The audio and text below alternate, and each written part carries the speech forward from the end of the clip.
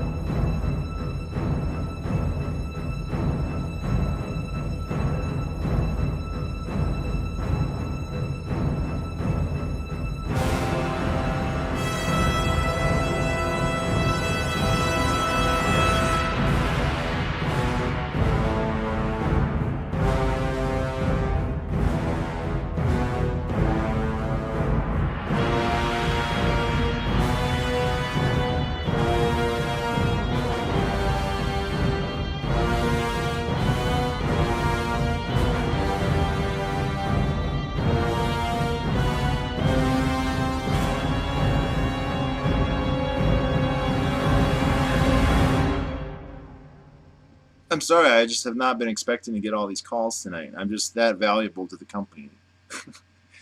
Anyway, uh, I don't remember how I got into 9/11 Truth. I think I probably saw one of the earlier documentaries. It was before Loose Change came out.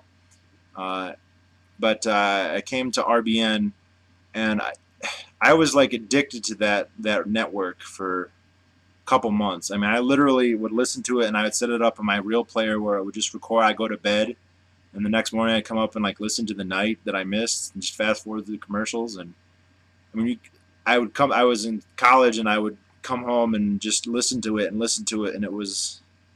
I mean, it was really frightening things, but it was things that I had actually. I had been frightened about the New World Order since I was 12. Basically, I didn't know that was the name of it back then, but it was really weird to be hearing this. Like, and it's interesting because I'm thinking, okay, here I'm listening to a internet radio show broadcast in 2002, 2003, and it's stuff that my uncle was telling me in 1995, and they either got it from the same source or they came to the same conclusions, which I always think is really interesting. Uh, in any event, and eventually through RBN, occasionally RBN would link to Alex Jones. That's how I came to know about Alex Jones.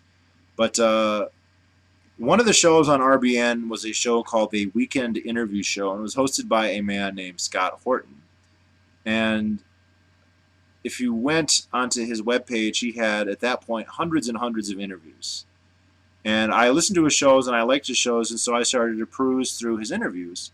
And I saw that he had done an interview with Joe Sobran. And I thought, oh, this is great. I mean, here I can listen to this guy talk. I want to know why Joe Sobran is where he's at. And the name of the video was like, why he's an anarcho-capitalist. And I thought, whoa, this must be it. And so, and this interview I'm sure you can find because all of Scott's shows are online. And the interview was very, very interesting. They talked about democracy, the God that failed. And then, as I was looking further through the interviews, Scott had done 2 interviews with Hermann Hoppe. And I listened to those. And one was about the democracy, the God that failed, and the other one was called The Myth of Rational Defense, or National Defense, which is one of his other books. And quite frankly, if there's a moment where you stop being an anarchist, for me, it was when I listened to Hoppe on Scott's show. Now, Scott is an anarcho-capitalist, and uh, although he's a really good interviewer in that he asks all the right questions, the probing, devil's advocate questions, when he goes on his own little diatribes, he's really a very articulate and forceful exponent of the libertarian ideology. And anyway, and he's interviewed Ron Paul probably 100 times, or not 100, dozens and dozens of times. Anyway, I found myself being very, very persuaded by Hoppe, and I didn't immediately latch onto it, but I didn't have any refutations of his argument. And then I think the moment when it really hit home to me is I was doing a group project. This is probably by now my junior year in college. I was doing a group project. I had a partner, and he was in my dorm room. He's really cute too. And we worked on our project for like 5 minutes, and then we just got into a political discussion. This guy was kind of apolitical, but he had heard me. I'd become kind of outspoken in class, and he kind of respected me, and he wasn't really debating me so much, but I was saying taxation is theft, it's wrong, the government shouldn't be able to, there shouldn't be a double standard where it's wrong for me or you to steal or set up a toll booth or something, but it's okay for them. And we were saying, well, how are you going to fund the government then? And I was saying, well, they should have like tariffs, or they should have like a toll on a road.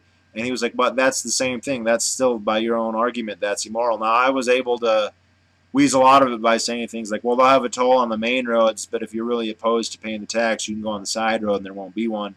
And I kind of won the debate to him. He didn't walk away thinking that he had won, but I lost the debate in my mind. I realized, you know what, this doesn't make any sense. So it was the moral argument at first that really made me say, I can't make a morally coherent argument. I can't make one that doesn't contradict itself for the government. And then the arguments that Hoppe made, because you come to that moral conclusion, you think, well, okay, morally, but wouldn't we all just kill each other instantly if we didn't have a state? Wouldn't we just descend into barbarism? Isn't, the life of man nasty, brutish, and short, as Hobbes, and I believe that Hoppe specifically calls it the Hobbesian myth. And that's the thing, is when you listen to Hoppe, and I'd recommend these two interviews in particular, it doesn't sound that unreasonable. It's weird. He has a horrible accent. It's very, very thick, but he's got a pretty big vocabulary, and he is articulate in his way. And he just makes it seem a lot less radical. It just seems like it makes sense then. It's like common sense. And it was really only at that point that I really got into Austrian economics. And not even then, really. What happened then is RBN on their webpage had a number of videos, and one of them was a documentary called The Money Masters, which I've made a video on earlier. Now, The Money Masters is a documentary about the Federal Reserve, and it's okay. It has a lot of good history in it, but it's also got a lot of bad economics, because the people who made it are greenbackers, and they think, well, all of our problems would be solved if the government would just print all the money it possibly could, rather than the central bank. That's, of course, insane. And unfortunately, among the anti-Fed people out there, there's a lot of them who are greenbackers. But watching that documentary got me interested in economics, and eventually you hear about Austrian economics enough that I went and dug up. When I heard Rockwell speak, I had gotten he handed out like little portfolio thingies on the Mises Institute. I remember digging that up and looking up some of those people. So I think that's definitely when I became an anarchist. And interestingly, before that, I had no intellectual experience with any other kind of anarchist. So maybe a year or two after this, I started hearing about like the anarchists of Spain during the revolution. I thought, wow, I thought Murray Rothbard invented anarchism in the 70s. Who are these people in Spain? And it took me a while to realize that, oh wait, those different kind of anarchists. It's interesting though because the anarcho-syndicalists are like, oh, you anarcho-capitalists, there's no history. Well, from my perspective, that's the first one I ever learned about. I never even knew. I'd heard of anarchists, but it was always kind of like the guy in James Bond who's trying to blow up the world. There wasn't any kind of coherent ideology that I was aware of. And the first time that I was aware of one, it was anarcho-capitalism. And it persuaded me, and then it didn't take too long before I got comfortable with it. I wasn't preaching it so much. I was just being really libertarian. I also, around that time, became much more outspoken in my beliefs. The first 2 or 3 years in college, I really didn't I wouldn't talk back to my professors. I didn't write letters to the editor. And around that time, I suddenly started doing all those things. I did talk back to some of my professors rather forcefully on a number of occasions. And I did write some letters to the editor, one of which eventually got me kicked out of the school I was in. Not the university, but the program I was in. Because it wasn't the right thing for someone who wanted to be an educator to write, apparently. That's another interesting video. I don't know if I want to do that one now, because that one would lead directly to my actual identity,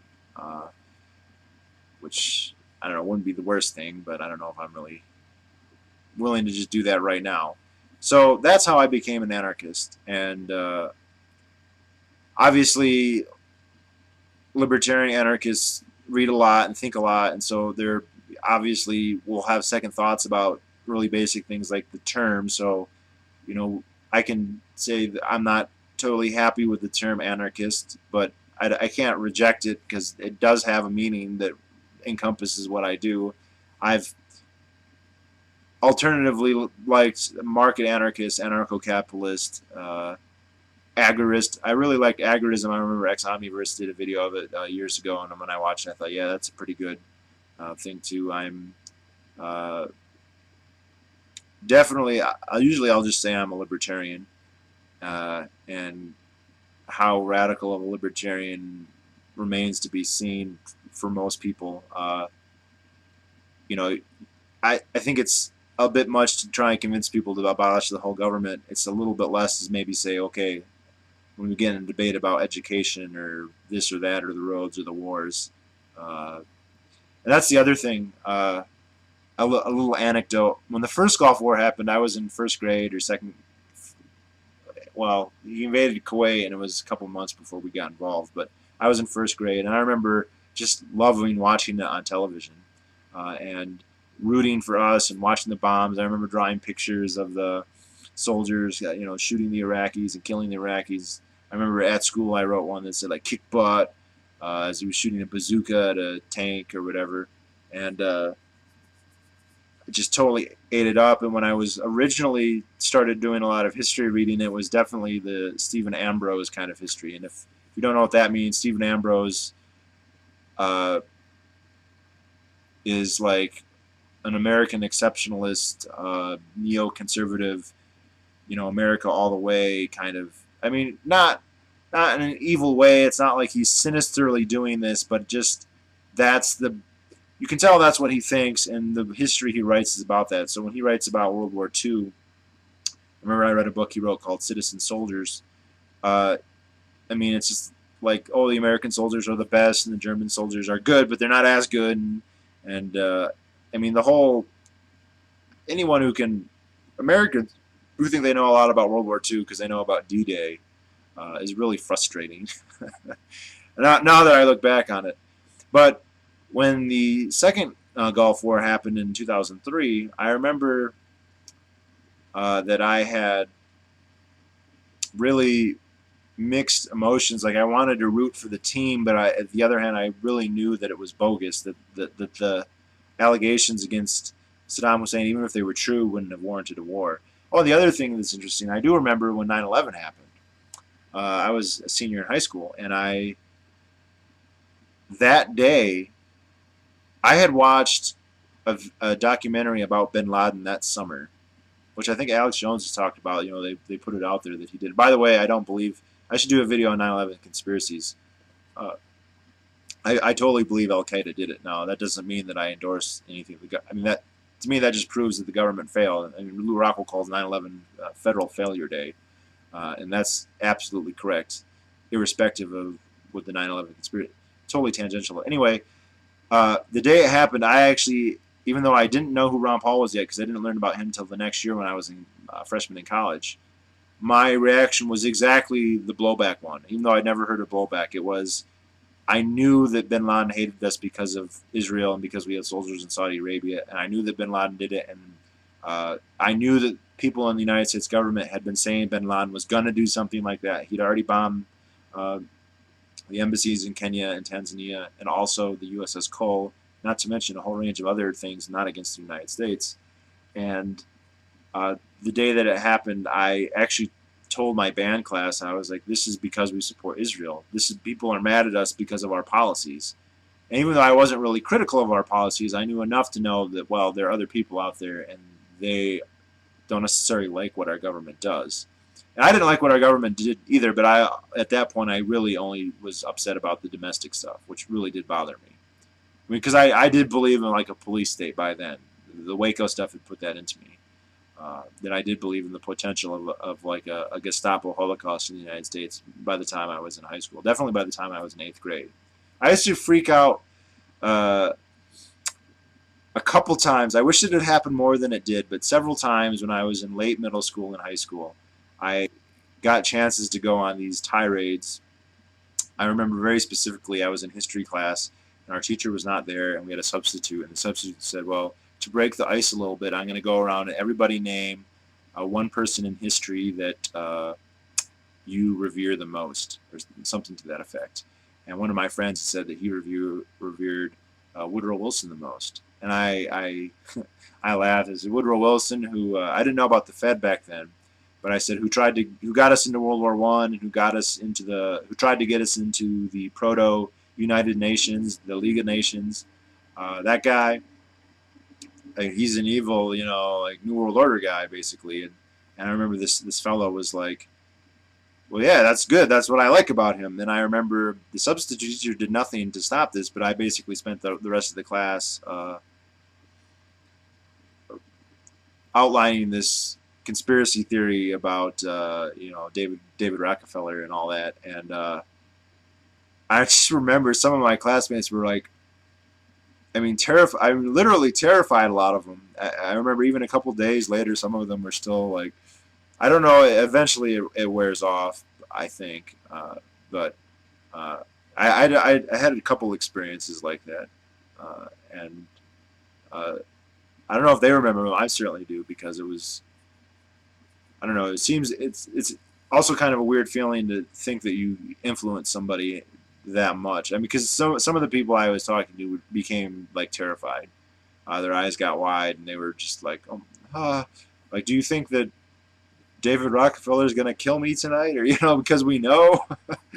Like, I should definitely do another video on conspiracy theorists. But anyway, the conspiracy theories and the political theory basically interacted and bisected. And I would recommend anybody who's interested. Scott Horton still has a show. He's the host of Anti-War Radio.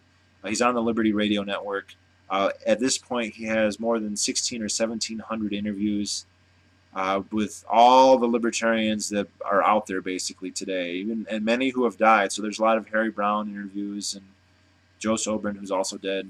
But he's done Rockwell and Ron Paul and Robert Murphy and Tom Woods and Jack Hunter and Jeff Frazee and Badnarik, and I couldn't even name. But he mostly does foreign policy, and of course I've learned an enormous amount. So through him and from his interviews, and if anyone's interested, some of them are excellent.